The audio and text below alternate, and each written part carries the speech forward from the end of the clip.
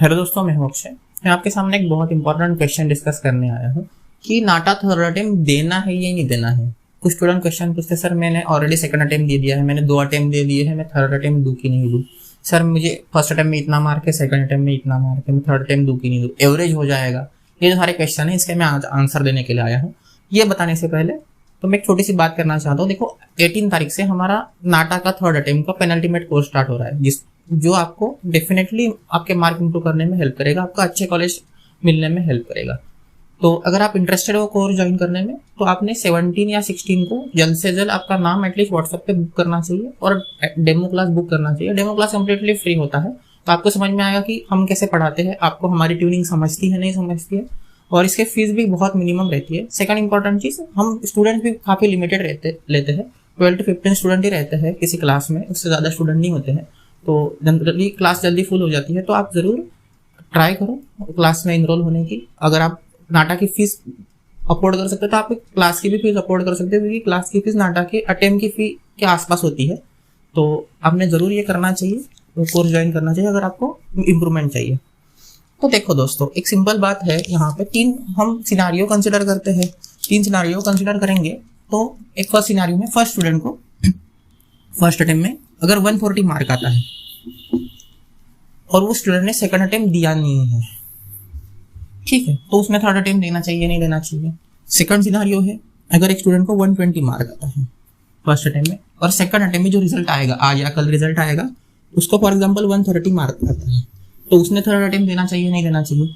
और जो last scenario है, जिस स्टूडेंट को 90 मार्क आया है फर्स्ट अटेम्प्ट में और सेकंड अटेम्प्ट में वो चाहता है इम्प्रूव करे और उसको आ गया 120 मार्क या फिर 110 मार्क आ गया, स्टिल उसने एग्जाम देनी चाहिए नहीं देनी चाहिए।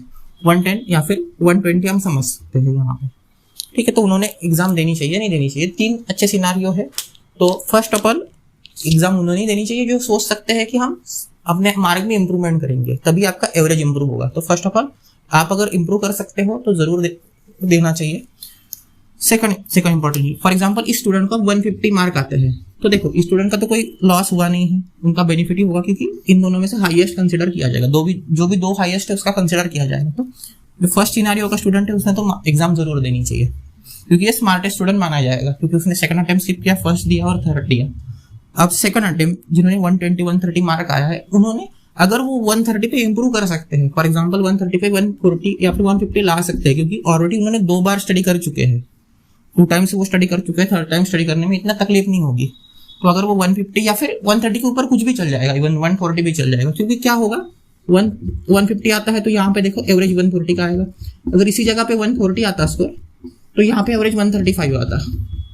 एनी हाउ आपका स्कोर, आप जो सेटिस्फाइड थे सेकंड अटेम्प्ट पे, आप सोच रहे थे देना है नहीं देना है, अगर आप सोचते कि नहीं देना है तो आप ऑलरेडी 130 पे सेटिस्फाइड थे, पर आपका इंप्रूव होगा स्कोर, डेफिनेटली इंप्रूव होगा। 1-2 मार्क से कोई है ना स्कोर इंप्रूव हो सकता है, ठीक है, एवरेज में आके। तो ये सेकंड सिनारियो वाले ने स्टूडेंट को जरूर देना चाहिए। और थर्ड सिनारियो का स्टूडेंट है तो इसके लिए तो लास्ट चांस है, अगर ये नहीं देता है तो नेक्स्ट ईयर देना पड़ेगा, साल बर्बाद हो जाएगा, या फिर कोई भी हल्का कॉलेज लेके बात छोड़नी पड़ेगी। तो ये तो थर्ड सिनारियो वाले स्टूडेंट इन्होंने तो डेफिनेटली देना चाहिए, 110% देना चाहिए। तो इसको फॉर एग्जांपल 150 मार्क आते हैं, देखो 150 पे बहुत हो जाएंगे, क्योंकि ये 110 पे 40 मार्क इंप्रूवमेंट है, तो ये बहुत ज्यादा इंप्रूवमेंट होती है with in days of 20 days. तो खैर अगर ये कर पाते हैं तो देखो इनका एवरेज कहाँ पे सेट होगा, तो इनका एवरेज अराउंड 135 सेट होगा, 135 के आसपास सेट होगा। तो ये भी स्टिल गुड स्कोर है रादर देन दिस 120 या 110, तो ये अच्छा स्कोर है। तो मेरी बात ये है, अगर आप इंप्रूव कर सकते हो प्रीवियस अटेम्प्ट में तो आपने जरूर देना चाहिए कोर्स। और इसी के लिए हमने जो कोर्स लॉन्च किया है 20-25 डेज का, तो आप इसमें जरूर इनरोल हो सकते हो। उसमें होता क्या है कि हम बोलते हैं कि एक 80 to 90% जो सिलेबस होता है वो जो हम सिखाते हैं उसके रिलेटेड ही आएगा, उसके आसपास ही सिलेबस आता है, इसके बाहर ज़्यादा कुछ जाता नहीं है।